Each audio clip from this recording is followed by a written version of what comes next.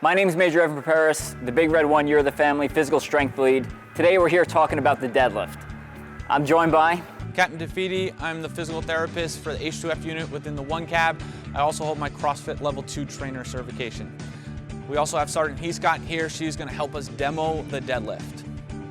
All right, so give us some basic techniques and pointers to do this safely and effectively.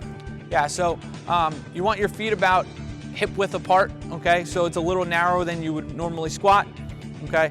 So then we want to keep our back nice and flat, okay? So we don't want to round like this, and we don't want to arch too much like that, okay?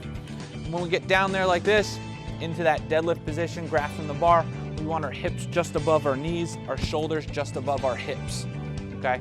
So we don't want to be down too far like this or into this squatty kind of deadlift.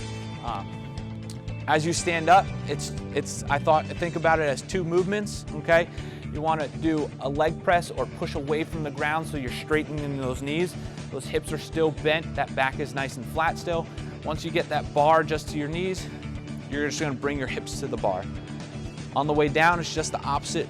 You want to think about pushing a car door closed with those hips and then bending those knees to bring the weight down to the ground. So we're going to have Sergeant Heescott demo for us here. You're going to see her feet are nice and right underneath her. She's going to grasp the bar just outside her hips, just outside her legs, okay? She's going to push away from the ground, straightening her knees, and then bring her hips to the bar. Good. Now on the way back down, she's going to bend at those hips, keeping those knees fairly straight until the bar gets to her knees, and then she's going to bend her knees to bring the weight down. She's keeping a nice flat back the whole time, okay?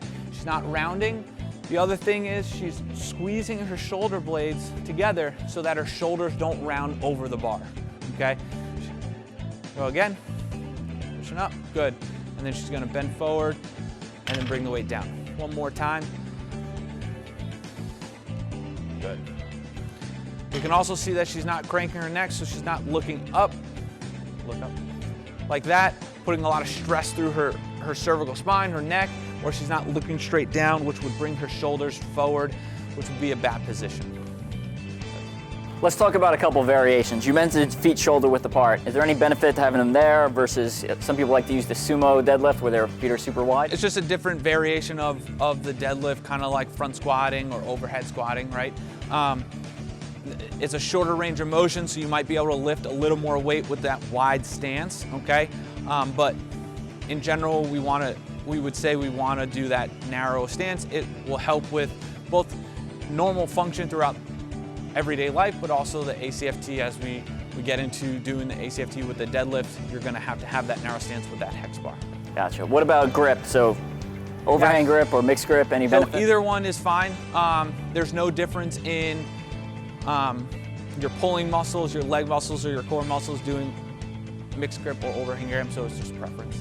Any recommendations for using or not using a weight belt or lifting straps? Yeah, so if grip's a problem, holding on to that heavy weight as you get up in that weight, putting on lifting straps is just fine to help you hold on to that bar. Same thing as squatting with the belt. If you're going for that 1 rep max, that 3 rep max, really pushing that strength, putting on a belt is okay, just to help with that bracing. But in general, you want to be able to try to train without that belt so that you're training that midline and that core to brace your spine and protect your spine. Now today we're demonstrating on a straight barbell, which is what you find in most gyms. Is there any benefit to using this versus using a hex bar, and kind of what should our soldier athletes be training with? So hex bar will just get you into a little more of a squat position because you have to get down to grasp those handles, but it's just a safety thing. So the hex bar limits your injury, whereas a straight bar, you can be real out in front of you, you can cause a little more, have a higher rate of injury on that low back and those hips. So that's really it, just safety concern. Give us a couple of final tips to kind of wrap things up here for the deadlift. Yeah, so feet about hip width apart. You want that back nice and flat. Again, hips above the knees, shoulders above the hips. As you stand up, you just want to straighten those knees, and then you want to bring those hips to the bar.